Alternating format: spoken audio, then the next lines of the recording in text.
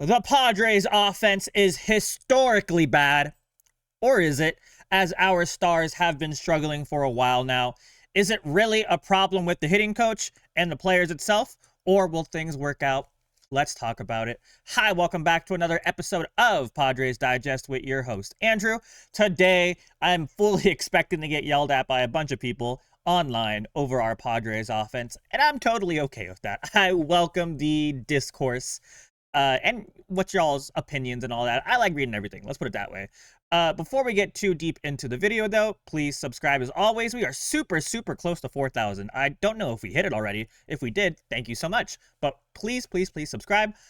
Follow us on X, Padres Digest, Spotify, and here's a quick word from our sponsor. If you or your child spent years growing up on social media and experienced serious mental health struggles, you should hear this. Recently, a jury ordered Meta and YouTube to pay millions for their role in designing and promoting addictive platforms. They knew their apps could contribute to anxiety, depression, and body image issues, but did not share those risks while prioritizing profits. The recent historic verdict underscores the consequences of those decisions. Now, Morgan & Morgan is stepping up to hold these platforms accountable for the harm they caused. Click the link in my bio to take a short quiz, and you may be entitled to a potential recovery of over $1,000. Now back to the show. Thank you very much. Now, for the big stuff, this was inspired from something Kevin AC posted. Offense lines up. Why does the offense line up? Are they good finally? I don't know. But we'll find out together through the power of Andrew's created graphics. So I made sure to make everything much bigger text-wise. So hopefully you guys can read it. If not, please let me know in the comments and I will improve it more. But I want to make sure everyone on mobile, on TV, on everything can read it. So yeah, let's talk about the pros and the cons of Steven Souza Jr. So April 2026, if you remember that, we were a top 10 offense in the MLB. 19-9, which was second in the MLB, 4.89 runs, which was fifth in the MLB, 248 average, which was 10th, not amazing, but still good, and then slugging was 394, which was 12th in the MLB. Also, our walks were very good, 3.28 walks per game, which was 11th in the MLB, which is up from 22nd in 2025. So the proof it can work. So yesterday, Steven Souza had a pre-game hitters meeting, according to Kevin AC. So the team responded immediately to his coaching corrections. There were 12 line drives yesterday, which tied for the season high. More than 6 line drives in just 5 of their prior 24 games. This wasn't normal. So they lined the ball up a lot more yesterday. 10 balls at over 100 miles per hour, which is the most since April 12th, a span of 27 games, and only 3 of those 10 were ground balls. We are hitting the ball a lot in the ground, but only 3 of those balls were in the ground yesterday. And as you probably remember, a lot of those balls could have been home runs on both sides for both teams, but the Marine layer kind of killed it. But Sung could have had a home run. A couple of people could have had a home run yesterday. Luckily not Josh Naylor, but a lot of the balls were going super hard yesterday. 9 hits, which was the most in the previous 8 games. More hits than all but one of the prior 15 games, which is very good. And the Mariners have very good pitching. So seeing 9 hits against them is a plus. It's a positive, right? 6 line drives, though, at 100 miles per hour. Twice as more than any game in prior 15. They have been averaging just 1.6 per game, but they had 6 yesterday, which is great, right?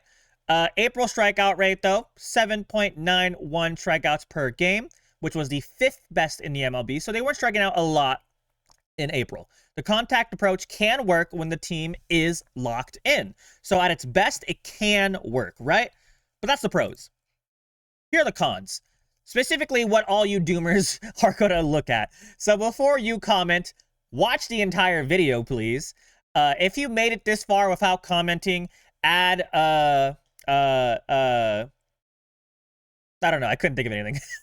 But add something so I know that you made it this far. Because I know some of you guys are just going to comment before even watching the video. Anyways, the cons of Steven Souza Jr. so far. Top 3 hitters, their recent stretch. Machado, 3 for 41 in his last 41 at-bats, 12 strikeouts. Jackson Merrill, 2 for 25, 15 strikeouts. Tatis Jr., 7 for 44 with 13 strikeouts. So everyone's striking out a lot, right? They're combined 12 for 110, average of a 109, 40 strikeouts, and a K percentage of 36%.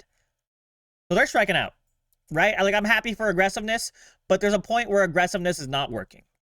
So May collapse in 14 games, runs per game, 2.92, which is dead last.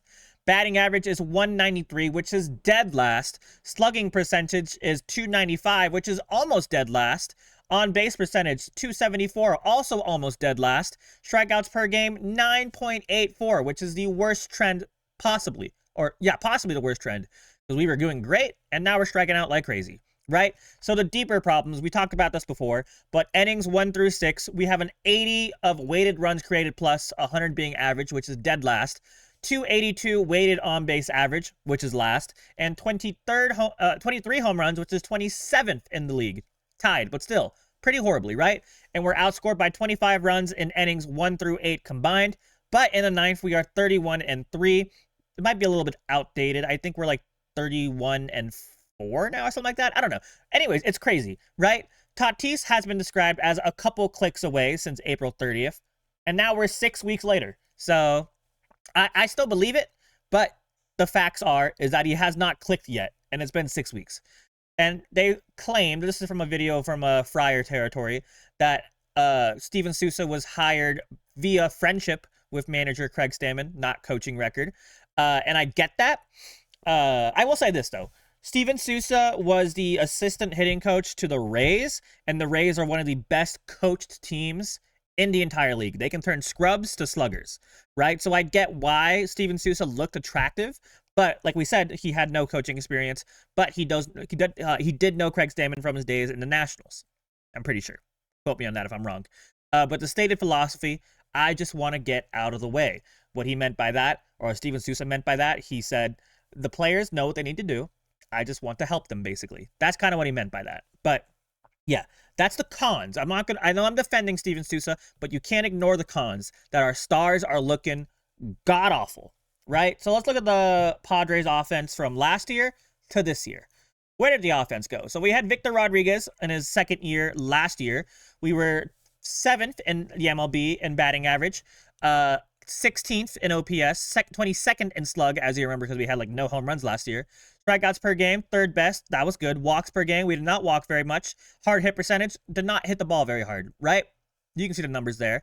Now this year, we are currently horrible in average, 28th. OPS, not great, 24th. Slugging, not great, 26th. Strikeouts per game, the 9th worst in the league. But walks per game, we are walking more, which is 11th in the MLB. And most importantly, in my opinion, the hard hit percentage. We are destroying the ball.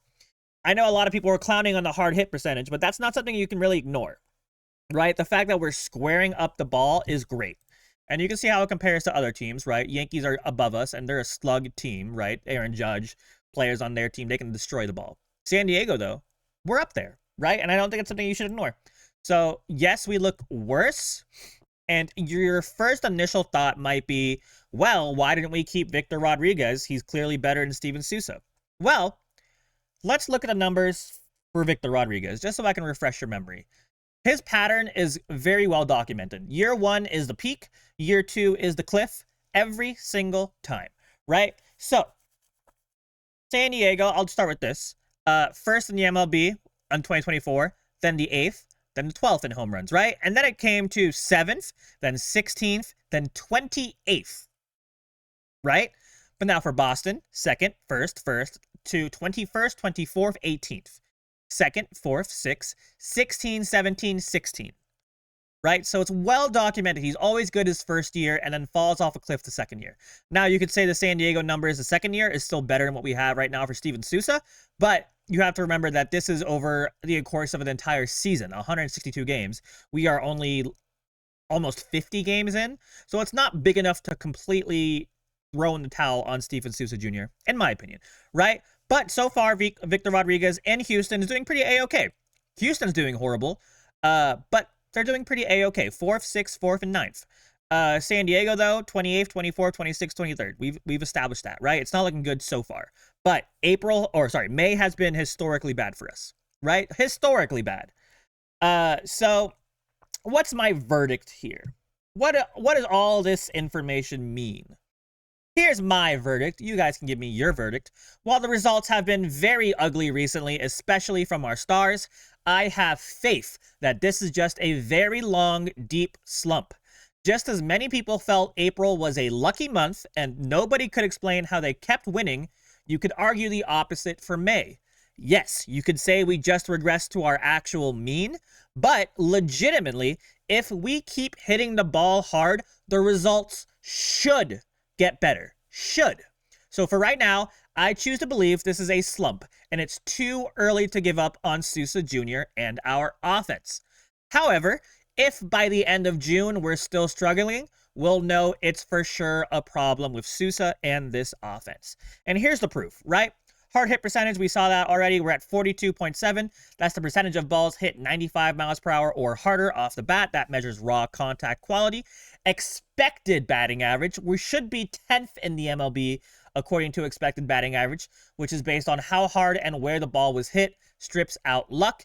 Expected slug, we should be 8th in the MLB, which is expected slugging based on contact quality. Those rockets should be extra base hits. And remember, we do play in Petco Park, which is a pitcher's paradise. Now, the expected weighted on-base average is 9th in the MLB, 321. That is the overall offensive value by true skill. StatCast rates this as a top 10 offense. So, based on how hard we hit the ball, we should be a top 10 offense in the MLB. We're currently not a top 10 offense in the MLB, and that's very, very apparent. But yesterday proved that we should be going in the right direction. Now, if that doesn't happen, and like I said, if by June, whatever, 15th or something, I don't know, a month from now, if our offense is still horribly, we know we have a problem. But I think for right now, it is too soon to say we have a massive problem, fire everybody. It's too soon to say trade Machado, trade Tatis, trade whatever, fire everybody, fire sale, sell the team. It's too soon for that. Take a chill pill. Deep breaths. But let me know your guys' thoughts. I know a lot of you are still going to say fire Steven Sousa, but let me know why you want to fire Steven Sousa, or do you want to keep him? Let me know. Thank you guys so much for your English. Thanks so much for watching. Forgot my own outro. Thank you so much for watching. Please subscribe as always. Follow us on X, Padres Digest, and go Padres. Goodbye. And don't forget to do our sponsor link too. Thank you. Goodbye.